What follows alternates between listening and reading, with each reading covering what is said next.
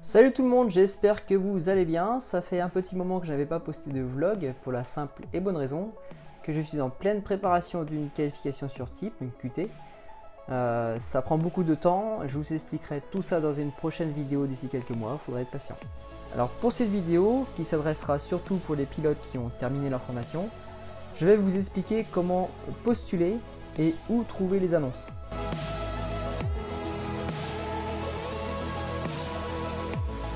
Alors avant toute chose, avant de postuler, il vous faut un CV et une lettre de motivation qui tiennent la route. Avant que je commence à postuler moi-même, j'ai commencé à fouiller sur internet à la recherche de CV de plusieurs pilotes professionnels et je me suis aperçu que pratiquement tous les CV se ressemblaient, il n'y avait aucune originalité, tout le monde avait le même format et quand on a une expérience inexistante, normale quand on sort de formation, il est primordial que votre CV sorte du lot. Imaginez un recruteur qui va recevoir une dizaine voire des centaines de CV. Si tous les CV se ressemblent, le premier filtre qui va être pour lui, ça va être l'expérience. Votre CV va passer, il va dire hop 200 heures, ça va partir aussi vite que c'est arrivé. Donc je pense qu'il faut être original dans un CV, mettre un peu de couleur, pas trop, il ne faut pas que ce soit non plus flashy, pas extravagant. Ça peut attirer l'œil du recruteur qui lui va prendre quelques secondes de plus pour regarder votre CV. Et parfois 16 secondes de plus peuvent tout faire. Attention également, les informations importantes du style heure de vol, vos qualifs, le niveau d'anglais, etc. Toutes ces infos doivent sauter aux yeux. Si le recruteur doit s'amuser à chercher dans le CV une information noyée parmi un flot d'informations inutiles, votre CV va très vite le saouler et va partir à la poubelle. Votre CV est prêt, maintenant il faut trouver les annonces. Plusieurs sites internet regroupent ces annonces. On retrouve Latest Pilot Job, Flydeck Friend et plusieurs d'autres. Je vous mettrai une liste dans la description en dessous de la vidéo. Chaque offre d'emploi a ses propres critères. Ça peut être les heures de vol, une qualif en particulier, un niveau d'anglais, un niveau d'une autre langue, l'allemand, l'espagnol, etc. Tous ces critères-là, il est bien évident que vous devez les avoir pour postuler. Si vous postulez et que vous n'avez pas les critères, alors soit le recruteur va se dire bon, son profil a l'air correct, je vais le convoquer, mais dans la plupart des cas, le recruteur va se dire bon bah lui il n'est même pas professionnel, il ne sait pas lire une annonce, je ne le convoque pas. N'hésitez pas non plus à envoyer des candidatures spontanées, c'est-à-dire des candidatures même s'il n'y a pas d'annonce de publier. Essayez de trouver des adresses mail vers les chefs pilotes, des annonces, des anciennes annonces.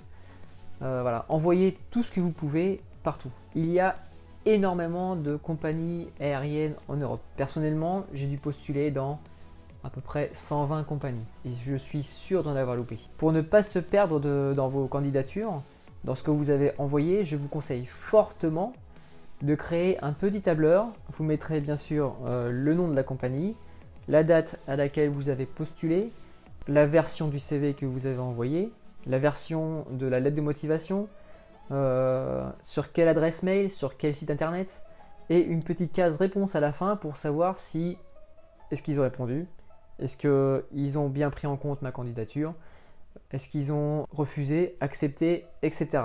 Avec cette méthode, vous saurez à tout moment où vous en êtes, quand vous avez postulé et si vous pouvez relancer, parce que ça sera sûr à 80%, les compagnies ne vont pas vous répondre.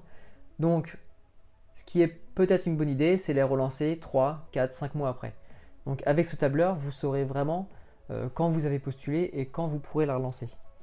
Ça évite surtout que vous balanciez une dizaine de CV en 2-3 semaines, ce qui pourrait très vite gonfler les compagnies. Dans votre recherche de travail, le plus important, c'est le réseau. Bien évidemment, si vous connaissez personne, vous allez galérer beaucoup plus.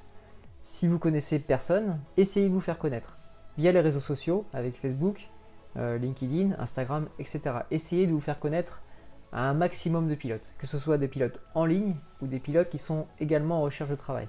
Pourquoi? Parce que vous tout seul, vous ne pourrez pas trouver toutes les annonces, c'est impossible, il y en a tellement. Un pilote qui sera en recherche d'un travail, qui va entendre parler d'une annonce qui reprend ses critères mais qui rentrera dans les vôtres, va vous le dire. Il va vous dire tiens, j'ai vu ça, postule. Ou même un pilote qui sera en ligne, qui va entendre un bruit de couloir dans sa compagnie comme quoi ça va recruter, il va vous en parler. Et là, vous aurez l'opportunité de postuler bien avant que l'annonce soit publiée. Donc c'est vraiment, pour moi, c'est vraiment important le réseau. Cette partie de la vie d'un pilote, donc la recherche de travail, personnellement, je trouve que c'est vraiment la plus dure. Même si certains peuvent penser que la formation est compliquée, non. La partie la plus compliquée, c'est vraiment la recherche de travail. Cette période est longue, enfin plus ou moins longue, suivant si on a beaucoup de contacts, si on a beaucoup d'heures ou pas. Cette période, elle peut être très longue. J'ai commencé personnellement à chercher un travail en septembre 2016, ça fait pratiquement 2 ans. C'est long moralement, hein, parce qu'on est prêt, on a toutes nos licences, on a des heures de vol, mais sur le marché du travail, on vaut pas grand chose. Et ça, moralement, c'est pas facile. Bien que ce soit dur pour le moral, il faut surtout rien lâcher. Il faut rester à jour dans son médical, à jour dans ses licences. Si vous baissez les bras, peut-être que vous allez louper l'annonce qui était faite pour vous et vous allez repartir dans un cycle de recherche qui va être long. Donc vraiment, ne rien lâcher. Si vous avez des questions, n'hésitez pas à les poster en commentaire, j'essaierai d'y répondre rapidement. En attendant, je vous souhaite bon courage, que ce soit dans votre formation ou dans votre recherche de travail, ça dépend dans quelle période vous êtes. Ne lâchez rien, ça vaut le coup. Ciao.